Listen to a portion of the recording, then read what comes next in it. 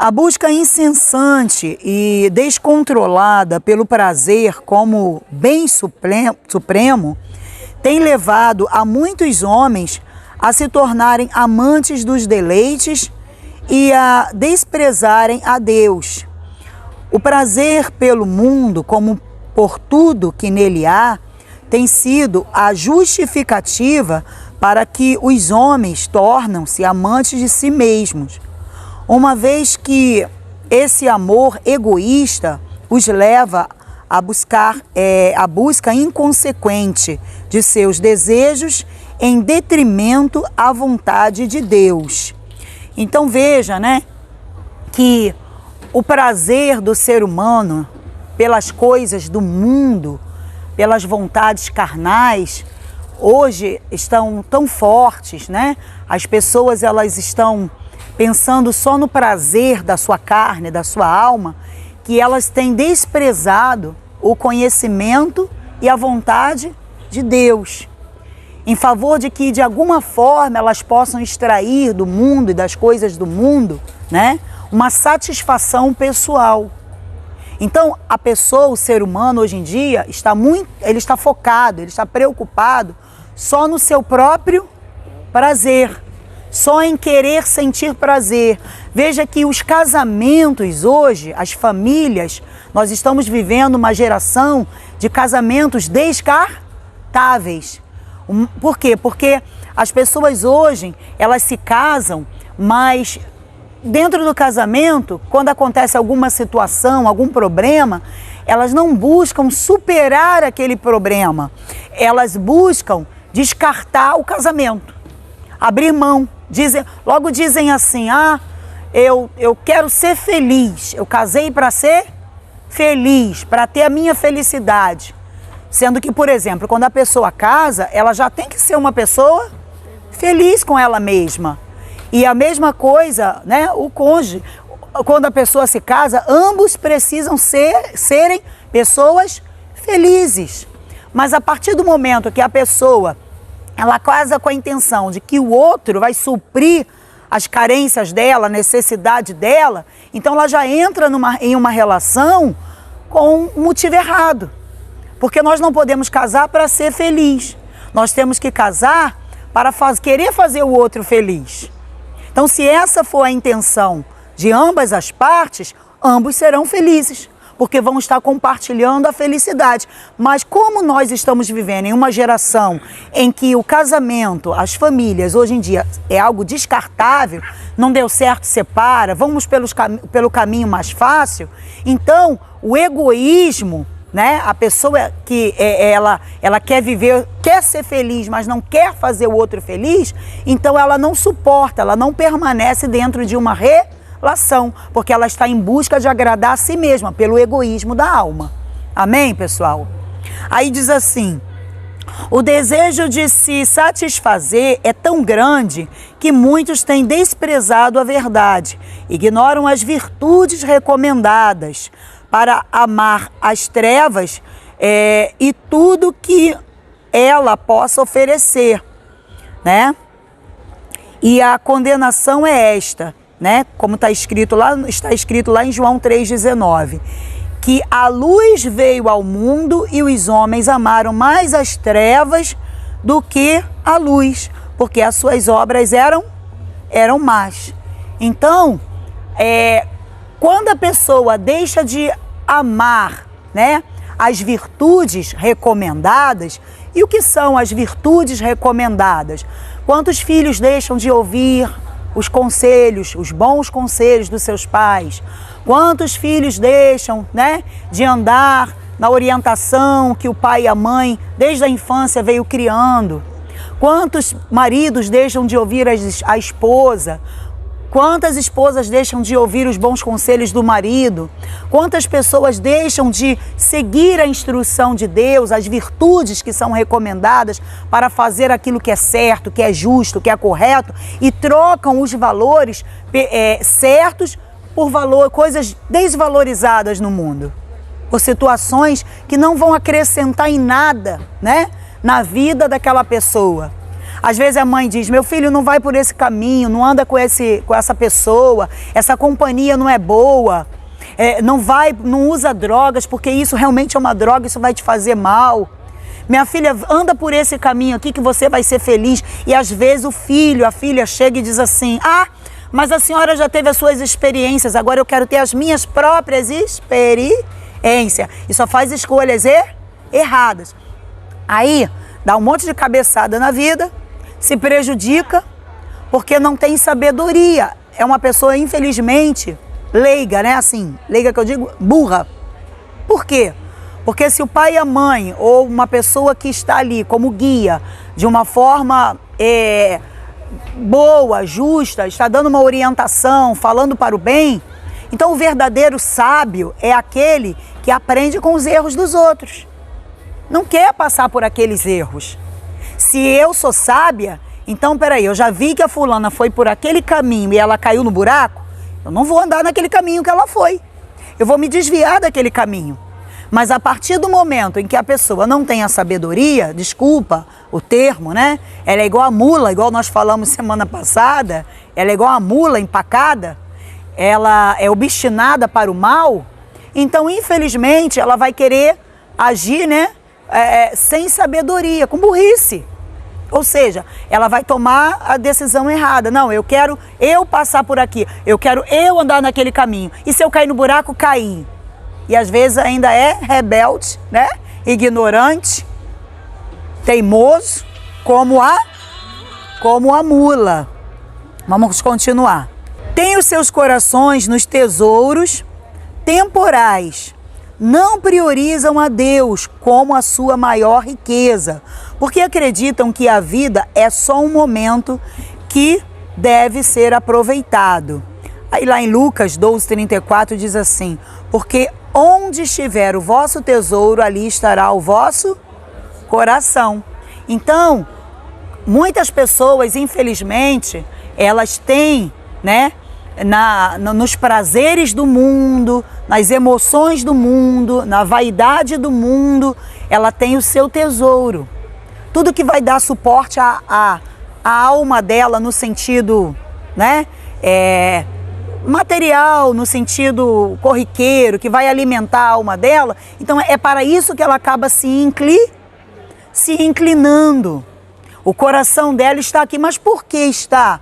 Porque a pessoa não tem a visão das coisas espirituais, ela não tem a visão de Deus, ela não tem a visão do porvir, ela pensa que o mundo é só agora, né? Que ela não vai ter que prestar contas da alma dela. Então ela vive intensamente nos bailes, nas festas, nas drogas, na prostituição, se entregando aos prazeres carnais, como se fosse o último dia da vida dela.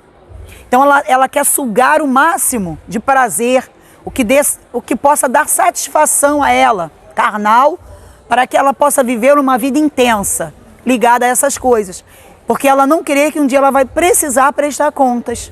Então ela não prioriza Deus. Ela não prioriza Deus como a sua riqueza, como aquele que realmente é o maior valor da sua vida. Porque também ela não se entrega ao mundo, né? Ao mundo espiritual. Ela não se entrega ao prazer que realmente Deus pode proporcionar para a alma dela. Muitas pessoas creem que se ela se tornar crente, cristã, ela vai se tornar uma pessoa chata, que crente não vive. Não é assim? Tem pessoas que acreditam que crente não vive, que crente não sente prazer, que crente não tem alegria. Olha a vida do crente, do cristão, como se fosse uma vida chata, né? Uma vida que não tem a satisfação na alma. Só que a pessoa, às vezes, ela não vê, que ela não percebe, né? Que às vezes aquele prazer que ela está buscando está abreviando o tempo da vida dela. Porque ela busca usar drogas, ela busca beber, ela busca se prostituir, ela faz tudo errado. E aí? Ela vive aquele prazer momentâneo e só está se destruindo, né? E além de tudo, quando morrer, se não se voltar para Deus, vai para o inferno. Não vai ter alma salva. Mas A pessoa que é de Deus, que entregou a vida para o Senhor Jesus, ela é uma pessoa saudável espiritualmente e ela procura levar uma vida saudável. Nós que somos cristãos, nós temos prazeres sim, mas prazeres saudáveis. Nós não precisamos de uma dose para nos alegrar, não é verdade? A gente não precisa de beber, de usar drogas, a gente não precisa ficar na balada, passar a noite com as migas e os migos, como o pessoal fala por aí, né? Para dar o prazer na alma. Nós não precisamos disso. Porque ainda quando nós estamos sozinhos, nós temos a felicidade em nós. Por quê? Porque Jesus Cristo mora em nós. E Ele é a alegria da nossa alma. Ele nos dá o prazer. Nós temos a alegria do Espírito Santo. A Bíblia fala, né, que a alegria do Senhor é a nossa força. Então, nós somos fortes todos os dias. Porque Jesus mora, né, em nós. Porque nós temos a presença de Deus. Então, o nosso prazer, ele não está em coisas e pessoas. Ainda quando nós estamos sozinhos, nós somos pessoas completas. Por quê? Porque o Espírito Santo nos dá o quê? Luz própria, pessoal. Veja que quando a pessoa ela não tem luz própria, ela é igual à lua, igual às estrelas que dependem da luz do sol. Ela vive na sombra dos outros. Mas quando a pessoa ela tem o Espírito Santo, ela é como o sol. Ela tem luz para dar para os outros. Então ela tem luz própria. Entende? E nós não dependemos dos prazeres do mundo para nos suprir. Porque a nossa alegria não está no mundo, está em Deus. E se Ele está conosco, todos os dias nós somos renovados nessa alegria. Então ser cristão, ser crente, né? Ser cristão não é ser bitolado, não é ser fanático, é somente ser uma pessoa diferente. Nós andamos na contramão do mundo. O mundo pensa que está fazendo a coisa certa, mas nós é que fazemos, né, a coisa certa. Nós andamos no caminho certo, em retidão. O mundo é que está andando ao contrário à vontade de Deus. Amém, pessoal? Aí diz assim: sentem prazer na luxúria e seu Deus é o próprio ventre, cujo fim é a perdição, cujo Deus é o ventre, e a glória é para a confusão deles, que só pensam nas coisas terrenas. Fala lá em Filipenses 3,19. Quer dizer, a pessoa vive na luxúria, nos prazeres. Você vê, é a mulher que é casada, né? É igual a Bíblia fala, né? A prostituta, por exemplo, ela se vende à custa de pão. Muitas vezes a mulher se prostitui porque ela precisa ter um sustento, sustentar os filhos, levar alguma coisa para casa. Então, as portas se fecharam para ela e ela viu aquilo ali como última saída. Mas e a adúltera? A mulher adúltera, a Bíblia fala, inclusive lá no livro de Provérbios, que ela é a mulher luxúria. Por quê? Porque uma mulher adúltera, ela não precisa trair o marido dela. Ela é casada, ela tem marido, ela tem amparo. Não é verdade? Então, ela faz isso por luxo. E assim são as pessoas nos dias de hoje. Né? Muitas mulheres, muitos homens, eles estão em busca da luxúria. Eles não querem viver uma vida com contentamento, uma vida com simplicidade. Por que as pessoas aí fora roubam? Por que roubam? Por que você paga um celular caro, a gente compra um celular caro, quando vê, tá aí o bandido aí fora roubando? Ele necessita fazer isso? Ele precisa roubar o celular? Não, ele não precisa roubar. Mas ele faz isso porque ele é preguiçoso, ele é indolente, né? É preguiçoso, é indolente, ele não tem força para trabalhar, então ele quer luxúria, à custa do trabalho dos outros.